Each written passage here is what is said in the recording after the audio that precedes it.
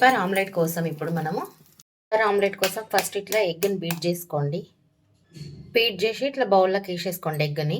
ఇందులోకి 1/2 tea spoon pepper powder వేసుకోండి, అంటే మిరియాల పొడి. పచ్చిమిర్చి ముక్కలు ఒక 1/2 పచ్చిమిర్చి ఇట్లా చిన్న చిన్న కట్ చేసి వేసుకోండి. మీ టేస్ట్కి సరిపడా సాల్ట్ వేసుకోండి. చిటికెడు పసుపు వేసుకోండి. 1/2 టీ స్పూన్ ధనియాల పొడి వేసుకోండి. 1/2 టీ స్పూన్ గరం మసాలా వేసుకోండి.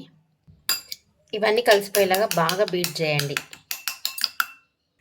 ఎక్కడ ఉండలు లేకుండా ఇట్లా బాగా బీట్ చేసి ఇట్లా కలిపేసుకోండి.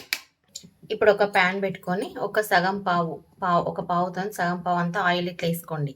ఇట్లా స్ప్రెడ్ అయ్యేటట్టు సరాతంతో కూడా ఇట్లా అంతా స్ప్రెడ్ చేసుకోండి. ఎక్కడైనా స్ప్రెడ్ కాకపోతే మళ్ళీ ఆమ్లెట్ వెళ్ళదు. ఇప్పుడు మనం ఇట్లా కలుపుకున్న ఎగ్ బిట్స్ని ఇట్లా అంచుల నుండి పోసుకోండి. ఇట్లా పోసి ఒక 2-3 నిమిషాల తర్వాత తిప్పుకోండి. ఇప్పుడు ఒక 2 నిమిషాలు అయింది. మెల్లగా నిదానంగా ఇట్లా తిప్పుకోండి. మళ్ళీ రివర్స్లో కూడా ఒక 2 నిమిషాలు మంచిగా లో ఫ్లేమ్లో కాల్చుకోండి. ఇంకా టర్న్ చేసి చూసుకోండి. ఇంతే, పెప్పర్ ఆమ్లెట్ రెడీ. ఇంతే, సింపుల్. ఓకే ఫ్రెండ్స్, వీడియో నచ్చితే లైక్ చేయండి, ఫ్యామిలీ అండ్ ఫ్రెండ్స్కి షేర్ చేయండి. మరెన్నో మంచి మంచి రెసిపీస్ కోసం మా ఛానల్ అయితే సబ్స్క్రైబ్ చేసుకోండి. Okay friends, thanks for watching my video.